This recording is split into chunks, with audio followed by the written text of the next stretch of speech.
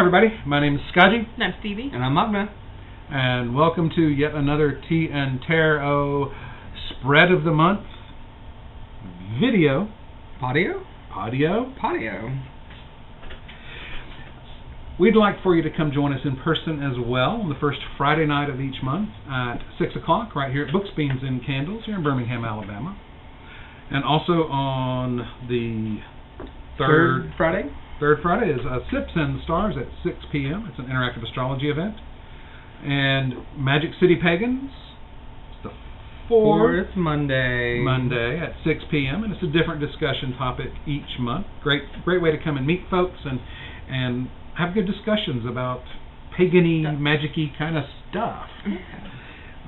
You can also find out about classes and other events on all of our social media things, the Facebook and the Instagram, TikTok, and even our website, bookbeancandle.com. We have a calendar of event page on there, as well as a bunch of other stuff like an online shop. And we're going to do something different for the spread of the month this month.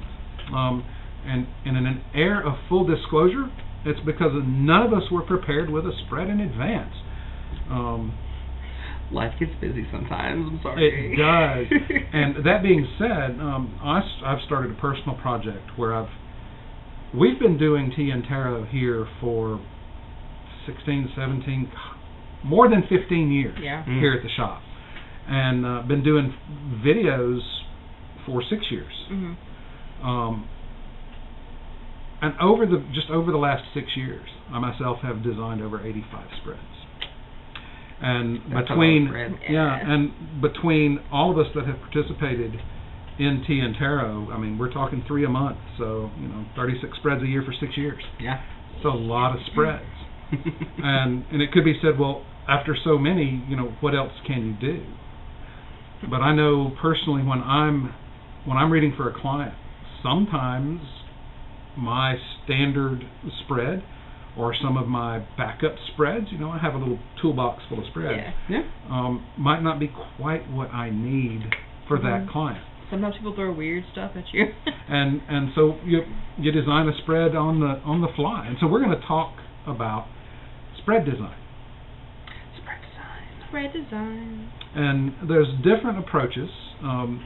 One of the things the way that I approach it is I see the positions in the spread as or data points. It's this position has this context. And so I said, well, what data do I need to address the thing that I'm looking to use divination for? And so I build it that way. Mm-hmm. What are some other ways to build a spread?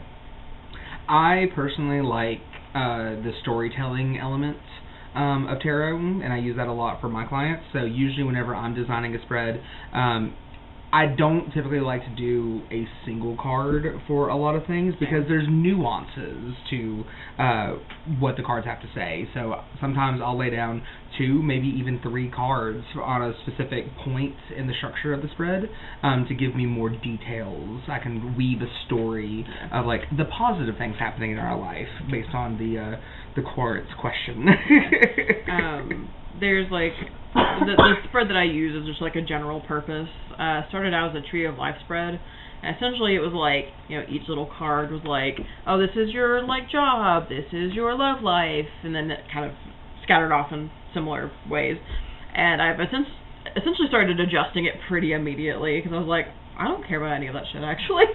None of that is pertaining to what a person is asking about typically. Like sometimes I do want a snapshot of stuff, but usually whenever people come in, they kind of have a topic or maybe 1 or 2 topics tops, and being able to unpack that into something that's really more useful is way more appetizing. So having, instead of like these 2 kind of cards together are going to be read together as like, oh, these are like the positives or the things that are helpful in like your present situation, and being able to look at a spread as to how do I actually cater this to A, what's useful, and B, what is this person actually needing or asking or whatever. So.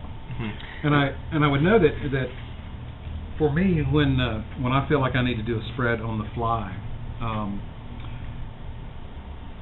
I'm reaching out to, you know, my guides, spirits around me that might give me little hints as to what I need to do. Right. Sometimes I'll just get a flash ahead of time. Oh, I need these 5 cards. And sometimes I'm just laying them out in a line and going with it. Yep. I'll say, I think the most important thing for me personally with coming up with a spread design is that there's 2 elements that need to come into play. A subject matter that gives you an idea of what the general theme of the spread is, and then a conclusion. And I always say potential outcome instead of just this is what's going to happen, because that's not how the future works. Instead, this is the most probable outcome based on the actions that we've taken so far. And to that point as well, sometimes you may be led to, I don't need a this is the outcome card. I came up with a spread that's basically, here's how these things are influencing your life right now. So it's not a beginning, middle, conclusion kind of idea. It's a here you are, and here's the stuff you're going to be dealing with. Yeah. Yep. So it all depends on how we flow with that. So to that end, are we ready to give it a go? I believe so. So it's July is our next in-person event. You're going to be seeing this probably before then, or after, or whenever you're watching it on the thingy that you look on the things with. So what kind of stuff might we need information on at this point? You know, it's right after midsummer. We're in Alabama. It's freaking hot. Yeah. Say with July, now is the perfect time for students trying to figure out their college career. Yeah. They just finished up high school. They took a month off to go on vacation, and now it's time to get their stuff packed to go off to college. Or a trade. Yeah, give me a direction as to what's the next stage of learning, for lack of a better word. Okay, so we want to look into what am I doing learning my what do I need to learn next? What are my next steps? Bam. Get naked and hit each other with sticks.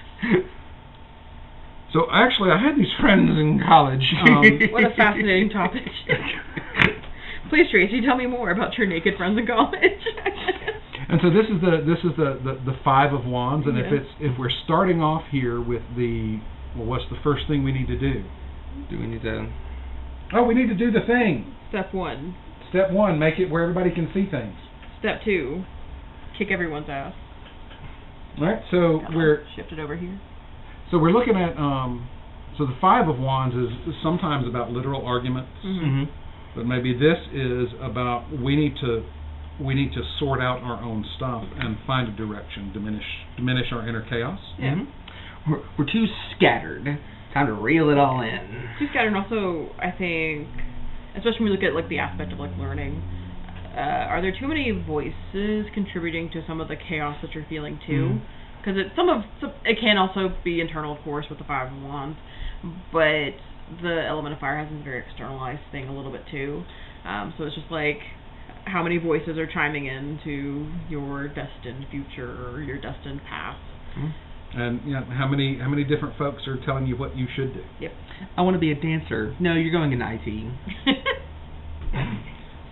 But I just want to sing. No voice lessons. Only IT. So what do we do now? Well, and that would be the next thing. What would be the next bit of information on? Okay, so we've got this either inner or outer chaos. There's a sense of chaos that we need to sort out. Yep. So, what would be our first step in sorting that out? Advice on how to get started in that matter. Quit your crying. Bear it all. Quit your bitching. So we've got the Ace of Cups reversed. So our first step might be calm down a little bit, sort of smooth out those emotions. Say a lot of emotions go into the Ace of Cups, and reverse is that to me at least, the outpouring. Like, Yeah. I need to start fresh, so I'm going to throw away a bunch of stuff that is no longer useful to me, so I can make way for newer things. It's also, I think, a little bit more like pessimistic than when it's upright. Because upright, it's kind of optimistic, it's kind of joyous, there's a lot of like newness and fresh things, and I think reversed, it's more of the pessimistic take of like, there's some stuff that's shifting and changing and being new, but it's a little bit more frank or cynical. It's kind of the outpouring of some of those emotions, so that frankly some of it just shuts up. We deal with the catharsis, and then we begin to settle into a more pragmatic approach to things. It's not always just vibes. Yeah. Yep. It's not always just vibes. And so if this is our first step, we need to unvibe. Unvibe. The batteries died. No. And so our next step after that might be how we manage to do that. And Find a sugar mama. Mom, please help me. With the Queen of Coins, we're going from this unvibing to a very pragmatic. Practical approach to things, and figuring out what it is we need to grow. Yeah. Oh no, I'm the adult now. Oh no, I'm an adult. Oh no. Figuring out, I think, in a very slow and methodical, boring sometimes kind of way, especially coming off of like these two cards, the Five of Wands being like frantic and frenetic and chaotic. And then you have like the outpouring of emotions and the beginning to slow down and to ratchet it down with that Ace of Cups reversed. And then the Queen of Pentacles is kind of this like, we're chill now. We're boring and adults, but we're not in that frantic panic state almost.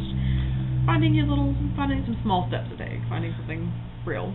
And so we've gotten to the point here where, okay, now we're moving along on our steps.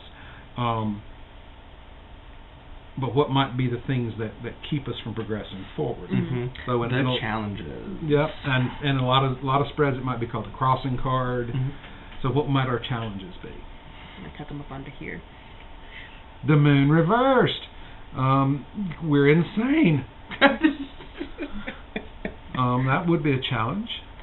Say the moon in reverse a lot of times to me has the idea of the dark moon, where there's no light in the sky, you can't see anything in front of you. So while we may be like kind of rounding ourselves out with that Queen of Pentacles, there's still a lot of uncertainty that we don't know how to face, and so we stubbed our toe on our way through the forest, and is that a wolf? It does kind of have the vibe. Not always, of course, but there's like there's my mental illness. Hi, having to really get a grip on yourself a little bit. Mm-hmm. Also with other people too, because the moon can have like that external influences that are waylaying you a little bit. But I think here in this particular reading, it has more of like the self-focus of things. It's cool that you're getting your shit together, but like, is it actually together, or are you kind of facading it up a little bit, because the pentacles can be that way a little bit. And and with the coins or the pence or the element of earth, sometimes that leads us to cover things up. Mm-hmm. We can think of burying it. Stuff. Yeah. And so our challenge might be not burying the stuff that we need to continue to deal with. Yeah. Also, too, because the moon has such a deep connection with spirituality and like divination and things of that nature, I feel as though it could also be that like we're just mimicking things that we've seen in the past from other adults, that we're not fully trusting ourselves and knowing like what spiritual path we need to be on. Like, listen to your spirit guides, listen to deity, listen to yourself, and so we're just ignoring all of that to just cookie cutter. So you're saying it can indicate a sense of performative practice as opposed to heartfelt leaning into it. Yeah. And so what would be our next? I feel like we need one more card. What needs to be next? Where does that kind of put you? Like as like an outcome, or at least as a when you kind of have this particular series of events and kind of come to Jesus moments with yourself. Where does it leave you, you know? We have our nice little Knight of Wands reversed. Okay. You're still making some progress, but it's bumpier and a little bit less streamlined and less, rapid than you might like. Having to keep it chill, having to keep it practical and pragmatic.